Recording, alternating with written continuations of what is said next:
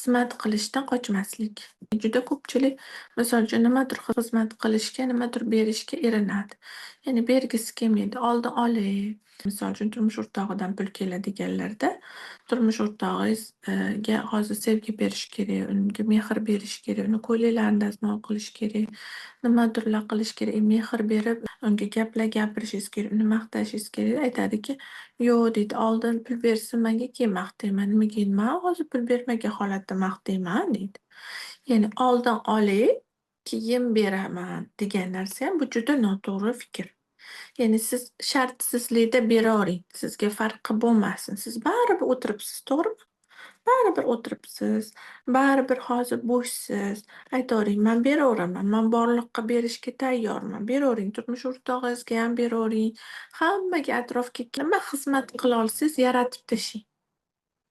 Mana, juda ko'pchilik misol uchun bitta joyga ishga kiraman desa ham, qayergadir ishga boraman desa, o'sha yerda oyligini o'ylayveradida, necha pul berarkin, qancha berarkin dedimi, bo'ldi o'shanda pul kamayib ketaveradi. U oylikni o'ylamasdan, ba'zilar hech narsa o'ylamasdan, mayli nima bo'lsa ham tajriba olaman deydida, ishlayveradi, o'zidan beraveradi, o'z-o'zidan unga katta daromad chiqadi, katta pul chiqadi. Ya'ni oylik katta bo'lib ketadi.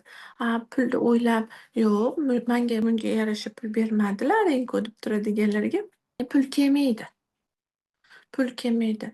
Ya'ni his qilaverish kerakda, yo tajriba bo'ladi, yo siz o'shandan rivojga erishib ketasiz yoki misol uchun nimadadir erisholmadingizmi, o'sha vaziyat bo'lmadimi, siz o'sha ishxonada ishlamasangiz ham siz juda katta tajriba oldingizda, demak sizni kelgusi hayotingizga o'sha tajribalaringiz qo'l keladi.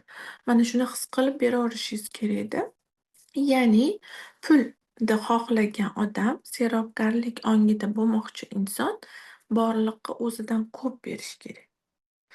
Borliqqa "man ol" deb beraverish kerak. Ya'ni qo'lingiz ochiq bo'lishi kerak borliqqa. U nimada?